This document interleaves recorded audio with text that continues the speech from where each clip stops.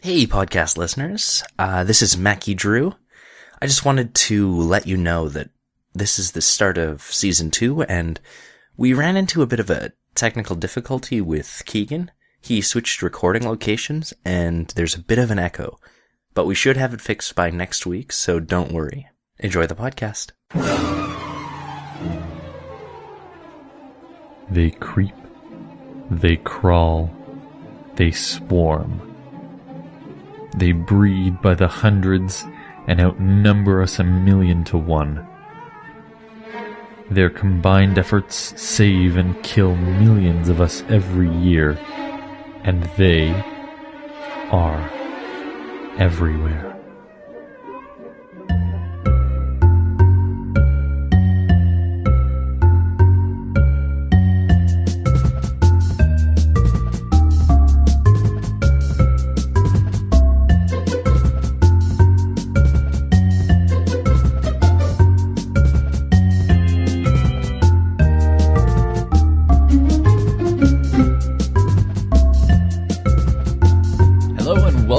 Mind the Gap. This is our first episode of our second season, so thanks everyone for tuning back in. It's very exciting. Yes, it is. You're listening to the Mind the Gap audio podcast, bridging the gap between your minds and everything else. I'm Keegan Gwydolin. And I'm Mackie Drew. And our show today is called Equal to or Greater Than 6, and this is a show about spiders and insects. Keegan's got insects, I've got spiders. Right. And we're each going to take our turns talking about them. So, Keegan, what's an insect? All right. So an insect, the word insect is a very specific word. It refers to a class of invertebrates. Invertebrates are animals that have no spine, and they have a few key characteristics. The first is that they have an exoskeleton. As opposed to, say, humans, we have what's called an endoskeleton, right? Your bones. Yeah. So the skeleton is on the outside instead of the inside. Exactly. And it's made of a compound called chitin. And it's similar to keratin in humans, which composes our hair, nails, teeth. I didn't know that was so similar. Is it really that similar? Or? It's basically the analog. It's a carbohydrate polymer. I like a functional analog. Okay. And even from a structural point of view, it's the fact that they're both carbohydrate polymers. They've also got a 3-part body plan, a head, a thorax, and an abdomen. Oh, you just call it a head? You don't call it something special? Nope. Okay. 3 pairs of jointed legs, so that's 6 legs. Yeah. Right. Which is one of the key ways that you tend to differentiate between spiders and insects. They always have 6 legs? I always thought, like, if I looked at a millipede, then that's an insect. Is that not the case? No. Okay. I don't think so. You got a third distinction then. It's spider. We should have done a show on whatever those are, too. They also have compound eyes and a pair of antennae. There are between 6 and 10 million living insect species. This is not saying anything for the hundreds of millions of extinct species. Yeah, and that's species. That's hundreds of millions of species. That's not individuals. That's not like billions or trillions of individuals per species. Yeah. Which represents over 90% of animal life on Earth. Wow, in insects? In insects. Jesus. The key reason that insects became so successful, I don't think anyone will contest their success, is because they were the first organisms to fly. They were therefore able to expand their territory while everyone else was swimming or crawling or diffusing or, spreading their spores. Insects were able to take to the air. And they flew and they found all sorts of niche habitats. Yeah, there's this one that won't leave me alone in my house. Yeah, if you hear a buzz, go past the microphone. So this ability to expand their territory greatly increased their ability to not compete with each other and to find new resources and stuff like that. Makes sense. Able to diversify, get a whole bunch of niches before anybody else could.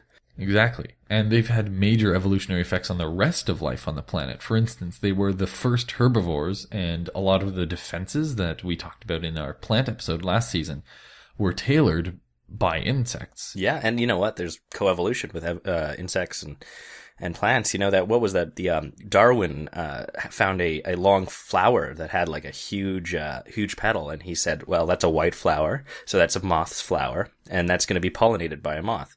And then he was like, there's going to be a moth with a similarly lengthed proboscis. And it turned out that it was exactly that. I think it was 22 years after. It was only 22 years after he died, actually. Yeah, the other thing about insects is their effects on plants have had long-reaching effects to humans. Obviously, they're involved with pollinating in the case of bees, so that and several other insect species. So they're important for our food. But they've also stimulated the evolution of many compounds in plants that we now use as drugs. So stuff like morphine and nicotine, these are all things that were evolved to kill insects. True enough. And now we use them as drugs to, help ourselves survive. So insects have been a major player in evolution in the past. We use an insect, the lac beetle we use the back of their, the wax that grows on their shell is the confectioner's glaze on M&Ms. Oh, come on. What's wrong with this? It's carnauba wax, right? Yeah. I don't know. I don't know that by that name. I know it is confectioner's glaze, as shellac. Yeah, it's shellac. That's right. That's the other name.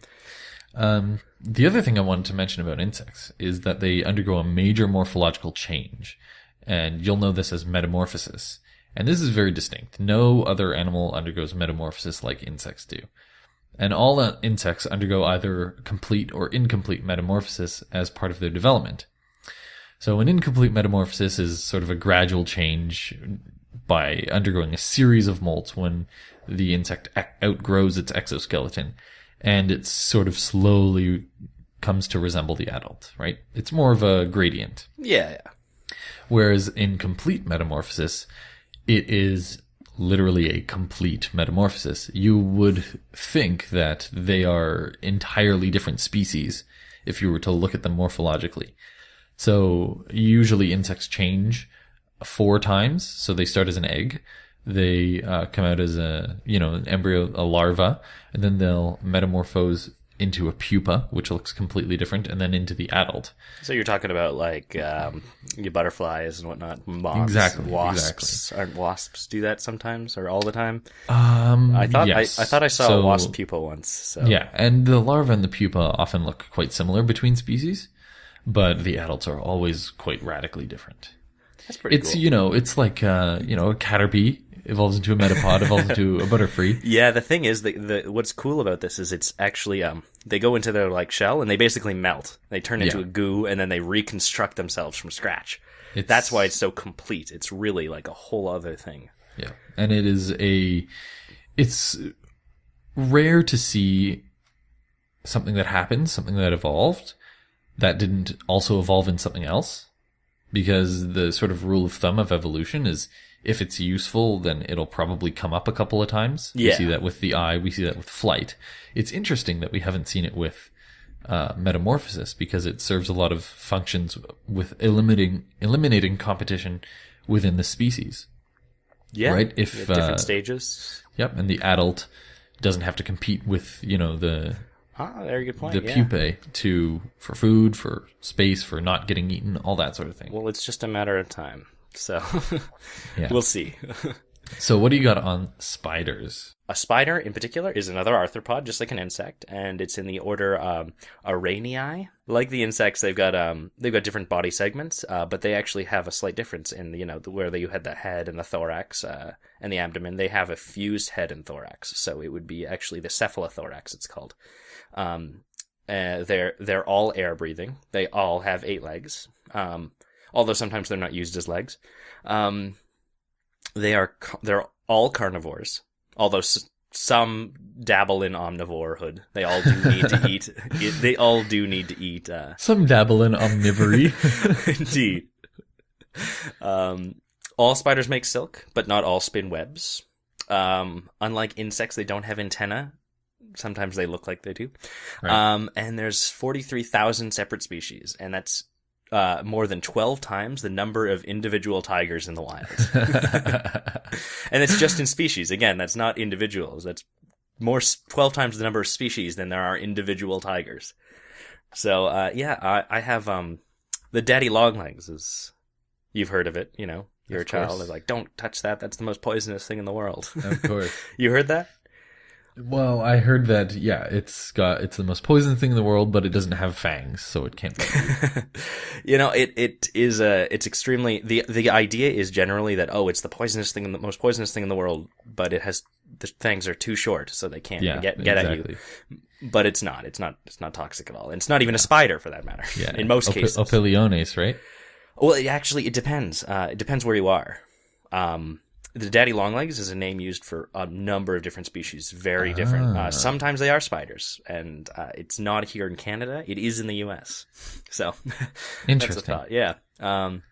So I've got a spider myth and a spider piece of trivia to talk about too. Sweet. Yeah. So this spider myth I want to talk about is one that's really deep in the hate part of my heart. This is almost one I would want to wipe off the face of the earth. Could I get rid of one myth? Maybe not very harmful, but very harmful to my psyche. The idea is, I heard this when I was a child. When you're asleep, every year you eat 8 spiders. I've heard several different numbers with the same sort of idea. Back when CGP Grey, he's, a YouTuber, he makes educational videos, he asked for help debunking the myth. He could not figure it out. So I was like, I can do that. I could do that in my sleep. No, I couldn't. The idea was, I spent maybe 2 full days on this. I was way enthralled. I would looked into newspapers and all this old stuff, and I was able to track it back to a woman named Lisa Holt in the early 90s. And she was in the U.S., and she wrote this in a newsletter. She was the first person to come up with this myth. And I can't believe she's real, because I looked at birth records, I looked at phone books, and there's no Lisa Holt. You'd think that'd be a name. It's not. Nobody has the name Lisa Holt. And that does seem pretty strange. she's an invisible woman, and it's got to be a pen name, because you definitely made that myth up. There's no proof. Nobody's ever studied it. It's not true. It might be more. It's probably less. That's what I always use, is when someone throws out a fact that I'm dubious, like I'm extra dubious of it, if I can not think of a good way to test that, It's like, how would you determine that? Did you film people's mouths for a year? And I don't understand. I wanted to look into people who eat spiders traditionally. And I wasn't able to find much. I thought it'd be, they're good protein. Why not? It's not that common in the world to eat spiders. Because they're horrible creatures. Some might say. But I actually did find one incident in Cambodia. They have a dish called fried spiders. You can guess where this goes. Basically, they take tarantulas and they fry them with MSG, salt, sugar, garlic in oil, and they eat them just whole like big spider. They don't cut them up or anything like that. Apparently, there's not much meat in the legs, but it's really nice and juicy in the abdomen and thorax. But yeah, apparently, this is actually not that old. It only originated in the 1970s during a food shortage. And, apparently it's making the best of a bad situation. It's stuck around. So, it can't be too terrible, but it's a delicacy there. Apparently it tastes very bland, but it brings up a good point. Maybe we should start eating spiders. There's a lot of them, and it's probably good for overpopulation. You don't have any food to eat. You eat this tarantulas. Why not? I can think of a few good reasons why not. All right. So I would like to take it now and talk about a myth that bugged me and continues to. And this is the notion that bees shouldn't be able to fly or can't fly according to whatever. The common myth states that aerodynamic principles prove that the bumblebee should be incapable of flight because it doesn't have the capacity in terms of, wing size, beats per second, all that stuff, to achieve flight. And so people use this as, for a variety of purposes. They, say, oh, see, we don't know anything about anything because we don't even understand how the bee works. The earliest instance of this was in a 1934 book titled Les vols des insectes, or The Flight of Insects by a French entomologist called Antoine Magnan. It was written, quote, "First prompted by what is done in aviation, I applied the laws of air resistance to insects, and I arrived, with Mr. Saint-Lague, at this conclusion that their flight is impossible," end quote. And that's a professor and his grad student. And that's basically it. There, he did some calculations, and he was like, "Oh, I guess my calculations aren't good enough." And that was the conclusion, basically. It was just a, funny story. Yeah, no, he just didn't have the math, so. Yeah. And so these calculations are based on a simplified, it's called a linear treatment of oscillating aerofoils. And it's basically like the equivalent of taking pieces of paper and like flapping them really fast. You know what I mean? It's like it's a rough, crude representation of a bee's actual flight. And so obviously it wasn't sophisticated enough.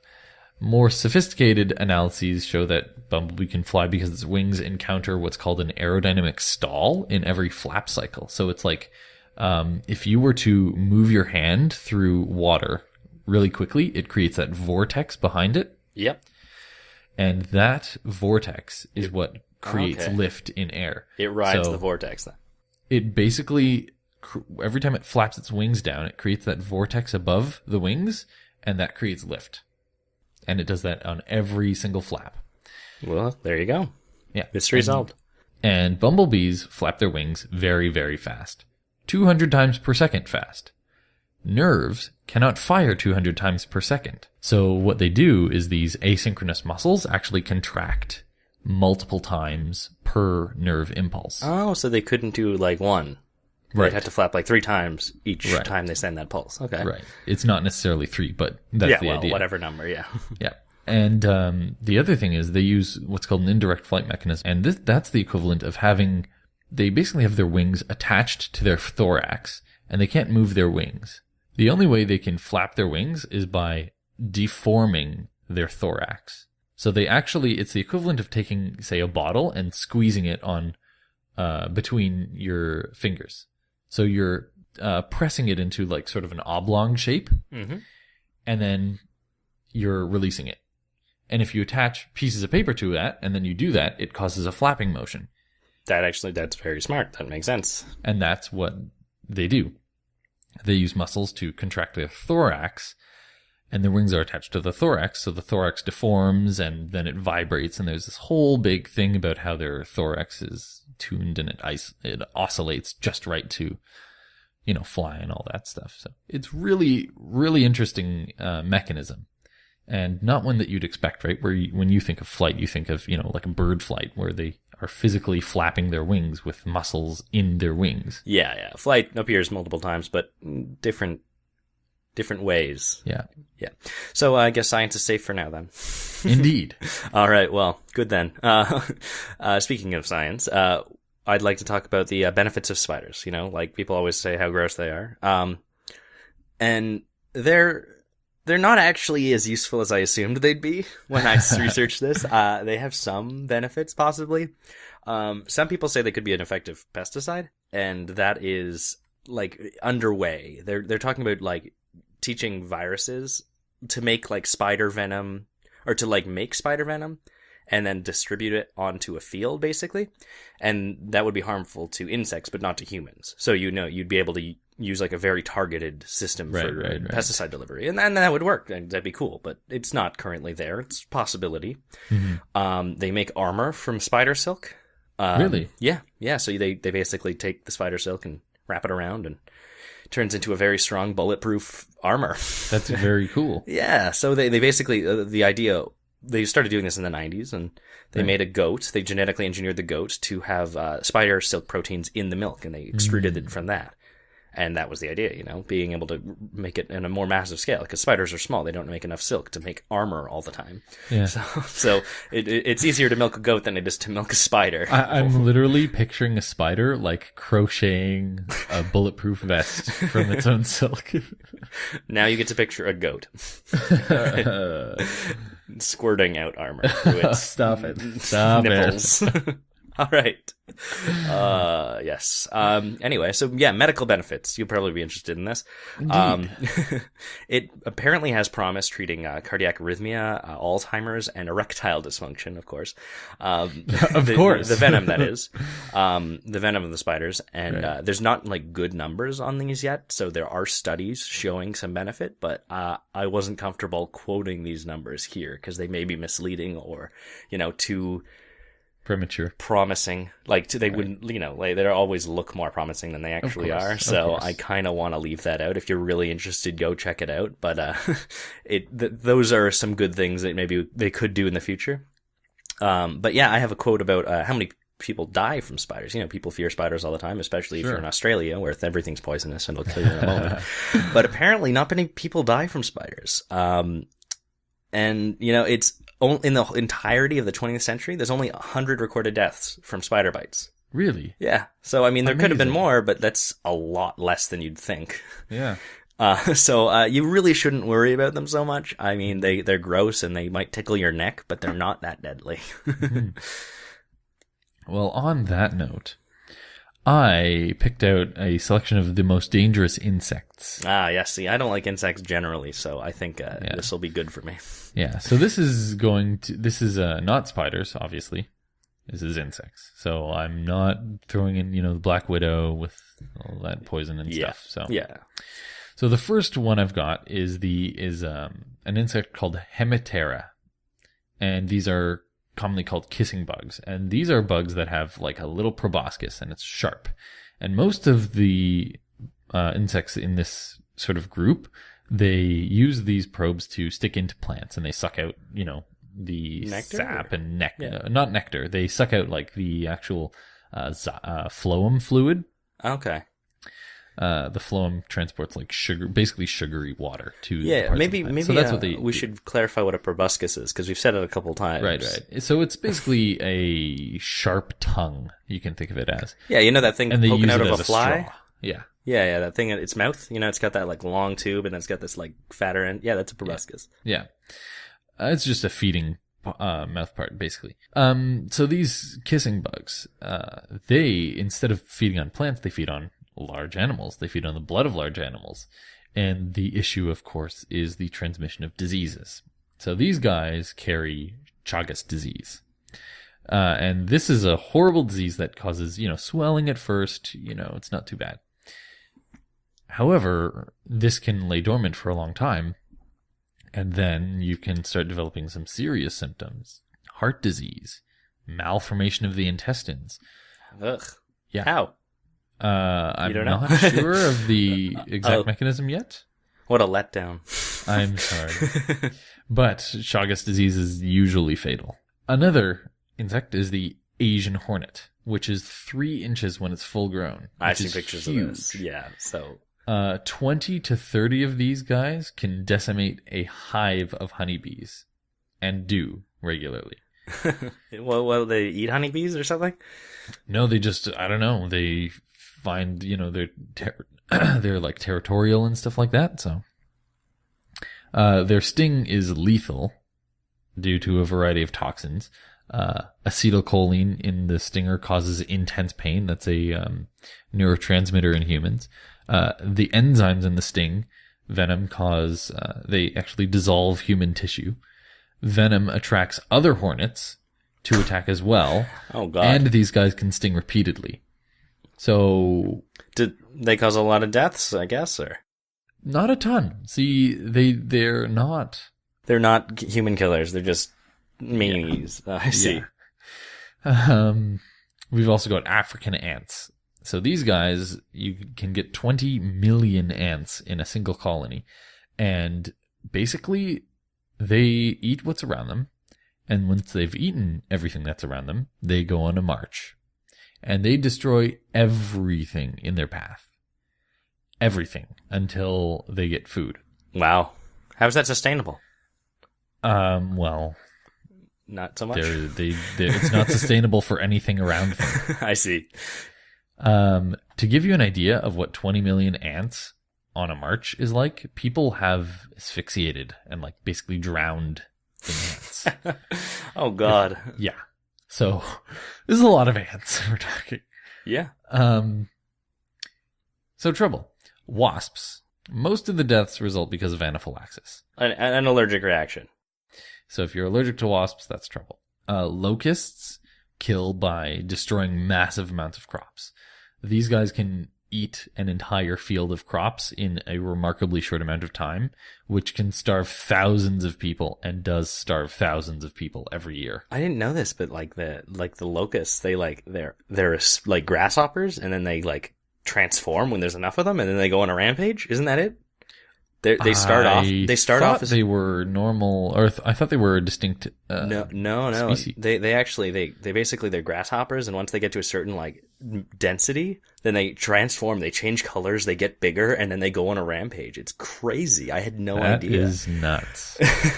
Just to give you an idea of how serious locusts are, they were one of the plagues in the Bible. So they're on par with like the Holy Ghost killing the firstborn, the rain of meteors, the water turning into blood, and locusts. So that's the level that we're talking. Right? One of the things on Yahweh's utility belt. Yeah, exactly. We've also got fire ants. These guys, they induce basically terrible, terrible reactions to bites. And when they swarm, they can kill people, and they kill about 150 people per day. Interesting fact about bites. Fire ants.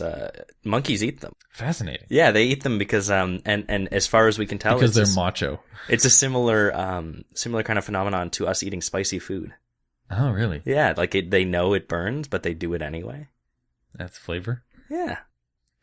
We've got the tsetse fly, which feeds on the blood of vertebrates and carries, again, deadly African sleeping sickness, which kills between 250 and 300,000 people per year. Wow, that's substantial. Yeah. That's not something to scoff at. No, tsetse flies are serious business. We've got the standard honeybee, which kills, again, thousands of people per year via anaphylaxis, and swarming now in Africanized honeybees. If you get stung enough times by enough bees, the venom can reach levels high enough that it will kill you. It'll cause heart failure. It will cause nerve failure. I've never been stung by a bee. I've only been stung by a wasp many times. I once trampled a nest by accident. Oh, wow. Yes, did you survive? Very young. No, I died in terrible agony. Wow, what a shame. We should hold a memorial. I got a wasp stuck in my sweater once. And it had a field day. In fact, it was field day. When I was a child, yeah. So that's hilarious. I would pay to see that. Oh no, I wouldn't. Not again. It haunts me. I remember finally catching it and picking it out, and I saw the only thing left after I'd squashed it was a little bit of body and its head looking at me laughing. All right, I've got two more. So first, the flea. Why is the flea dangerous, you may ask?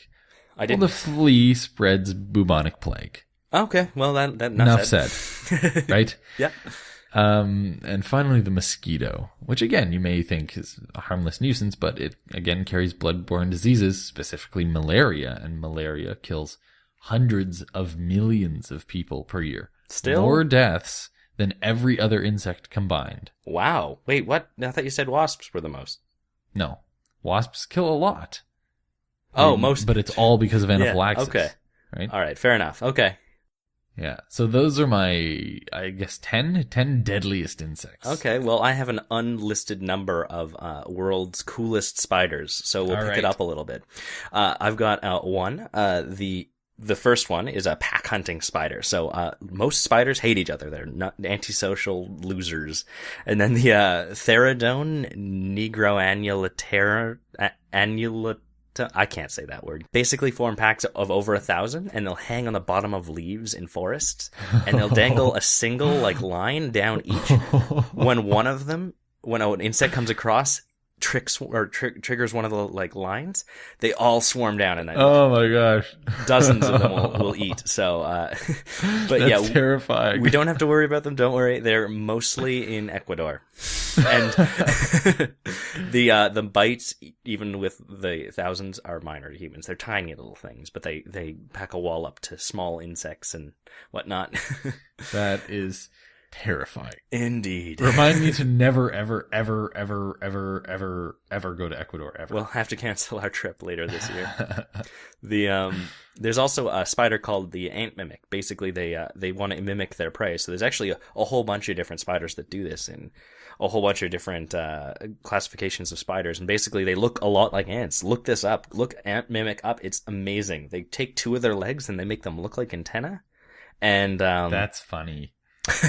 Yeah, and they basically look exactly like ants, and they'll hang out in the colony, and they'll just do normal ant stuff, and like whenever they're hungry, they'll just eat one.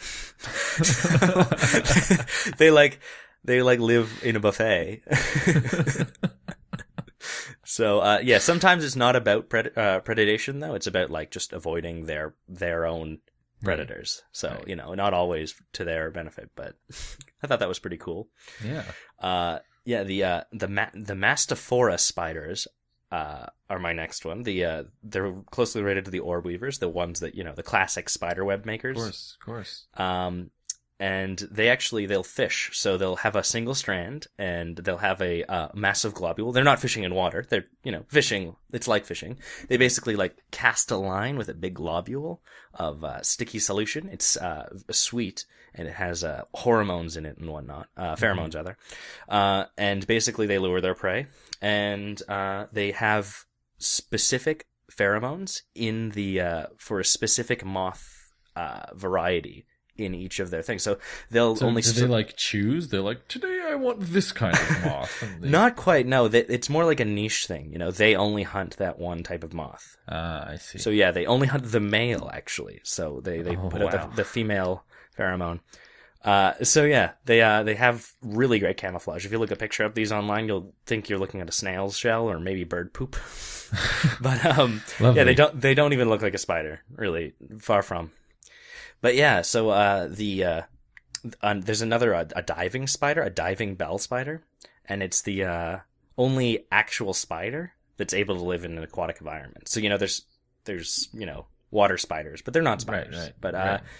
They actually breathe by trapping air on its hairs, and then they suspend themselves in the water by having a big like balloon of air trapped in their web that they've spun. Yeah, so they have like a little bit of an air pocket, and then they breathe air like that. So yeah, that's why they call the diving bell spider. They make a bell of air and then carry on from that. Can you imagine like a whole bunch of those just like float by when you're swimming? It's like, that's not. We're done now. We're not swimming anymore. They're antisocial. Don't worry, they won't hang out together. Perfect. But yeah, there's the Portia genus of spiders. Like there's a whole bunch of different species. Mm-hmm. This is my last one, and they're the most amazing of all. They are crazy. When they start off as a little like a baby, they don't know anything. They catch what they can. They do normal spider things. But as they go through their life, they pick up different tricks. So they'll notice that, with this species of insect, this trapping mechanism works. And then they'll visually be able to identify them and move on and actually think, how does this work? And if they don't know that species, then they'll try a whole bunch of different stuff to try to catch it and then see how well it works and then remember it for later. So as the older they get, the smarter they get at hunting.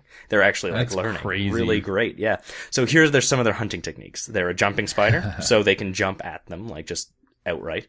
Yeah. They'll watch mating insects, learn the dance, and then mimic them to confuse them and then eat them when they're trying to mate with them. They're known for hunting other spiders. Wow. So that's actually a big portion of what they eat. And what they'll do is they'll make a little web on the other web, and then when an insect comes along, the other spider will be eating the insect, and then they hit them with their web and trap them and eat them. Webception. They'll often go into a spider's web, flail around like they're caught, and then when they come to attack them, they're all like lulled into a false sense of security, and then they'll just strike and they'll eat them. I've heard of that, actually. I have heard of that. It's crazy. They do all this stuff and they try to learn, and they visually inspect other spiders and insects, and they'll be like, well, that's the way I'll catch that one, and then they'll remember and come back later and use that technique. So I thought that was really crazy. Yeah. So well, that's really interesting. Yeah, that's all then. You want to go to the game section then? I would love to.